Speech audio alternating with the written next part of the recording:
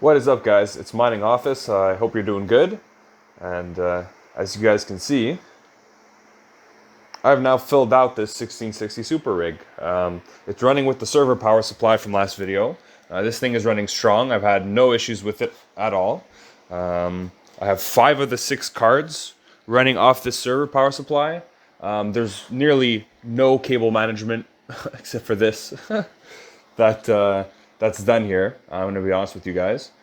But only one other card is running off the ETH power supply, just because I literally couldn't reach with the cable I have to the first card here. So as you can see, the 5 first ones are ASUS TUF Supers. They're all the same.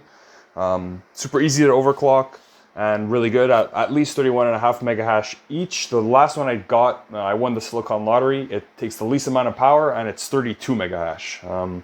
This is the only different card I have. It's the MSI. It's still a decent card. It's the same as I have in here, though slightly less performing. So this rig is now filled out. And if we look down here in the 10 series rig, there's just 2 cards. And for that reason, I have some of the fans off. But yeah, I only have my EVGA cards left. So this might become a EVGA rig. I have a 1060 and a 1080, both still mining here. And the reason for that is because I sold off some of the cards, basically. I wanted to upgrade to more efficient cards that mine more. Obviously, invest a bit of money, but I wanted to get newer cards. And most of these I purchased new as well. So not only are they newer in terms of when they came out, but physically new. Whereas obviously all of these were used cards. So I sold off a lot of these, and I'm still planning on getting more. So the next thing I might need is some risers, because I have 6 here and a total of 4 more. So I only have room for 2 more cards, basically. And yeah, the reason why I want more power efficient cards is eventually Ethereum's going to go proof of stake, right? So you won't be able to mine it anymore. It won't be proof of work.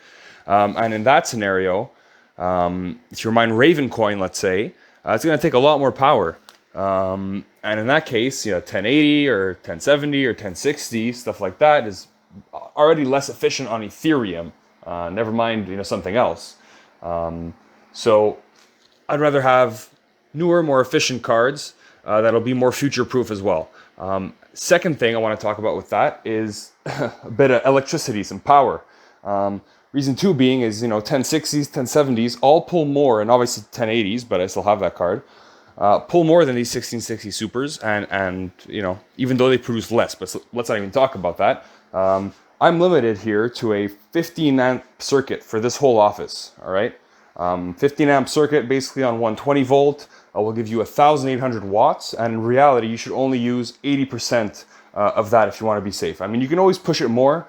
You have a circuit breaker, right, for a scenario where you would put too much or pull too much juice, let's just say. But yeah, with 1,000, that gives about 1,450 watts, let's say. The exact number is 1,440 watts if you go to 80%, which is, not that much. I mean, I already have this 3070 here. Right now it's pulling about 120 something watts, I believe. But for Raven, again, I'm thinking about Raven coin in the future. It'll be pulling more. While we're here, let's do this.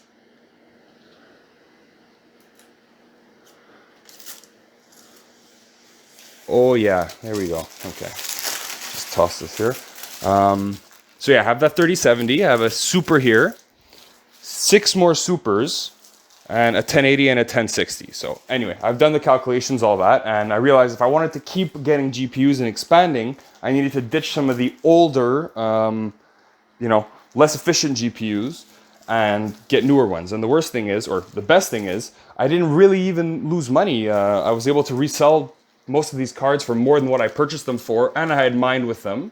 And a lot of the supers I was able to find about nearly the same price as the 1070s. So, trading in a 1070 for a 1660 super, even though it'd be, let's say, a used one like this one, it's the only one that's not new out of these guys, well, to me is a pretty good deal, right? So, spending a lot of time looking on used markets for this, but obviously it takes time and effort, right? So fun fact, I actually got my hands on a 3070 Ti, an EVGA for the Win 3. The thing is I just ended up reselling it. First reason is I couldn't end up dedicating 200 something watts, 230 watts, whatever it is, to mine Ravencoin when I'm limited on one 15 amp circuit in here. And number two is I want to mine as much ETH as I can while it's proof of work. So since I couldn't mine ETH with it now, I opted not to go with it. And the third reason is it was also very expensive. I mean, MSRP here at the stores even was 1,050 Canadian dollars. With tax, it ends up being 1,200. So since I couldn't get, you know, an immediate return with it, I decided just to not go with it. I mean, the break even on Ravencoin was about a year. And honestly, I would have gone with it, but like I said, if I could expand electric-wise, I would have probably kept the card. It just, yeah, it hurts because I want to stack some Ravencoin before the halvening, but we'll see. Maybe that'll still happen. So you'll see my box pile is quite big now. I don't have a 3060. I wish I did. This is just what I got that MSI card in. So let's not count this. This is the MSI card that's in my PC there. I have 1, 2, 3, 4, 5 of the TUF supers that make that rig. This is my 3070, the Gigabyte Vision one. 2 MSI boards, again, one that's in that black PC and one that's in my second rig, the super rig, and the power supplies. So quite a few cards here. I had all my stuff nicely organized in these 2 boxes, but now I just have so many more boxes that it'll never fit in here. So yeah, that's about it. There's one last thing. I have to grab something.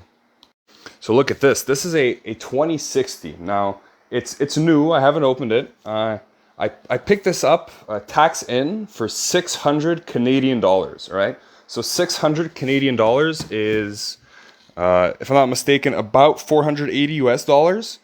And before tax, it was $520. So like I said, I'm not sure if I'm going to keep this. I can always return it to the store. From what I see, it gets about 31 to 34 mega hash. And obviously it's more expensive than the supers. I find those at 500, if not a bit less expensive even sometimes, new. So yeah, I'm not sure if I'm going to keep this card. I would like to. I would really like to keep it, but I just don't think it's going to be efficient enough. Even though it's a RTX, a 20 series card. I don't even have a 20 series card. That's probably one of the reasons why I want to keep it, but I just don't think it makes sense financially. Mining is all about efficiency. You have to be making the right decisions, making the right buys, not overpaying for stuff, making sure you're not burning extra electricity, even though it doesn't cost much necessarily where you live. So I have to think about it. I'm opting of not keeping it. That's what I'm leaning towards now, but we'll have to wait and see.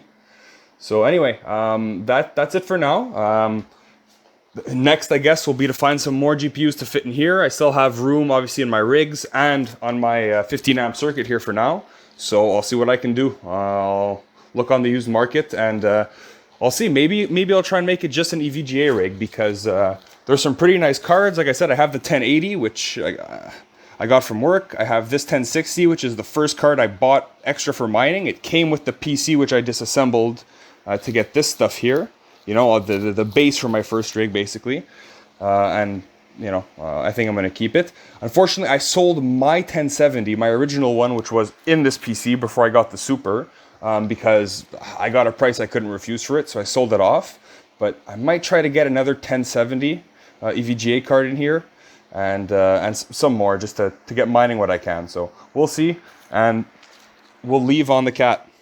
See you guys later.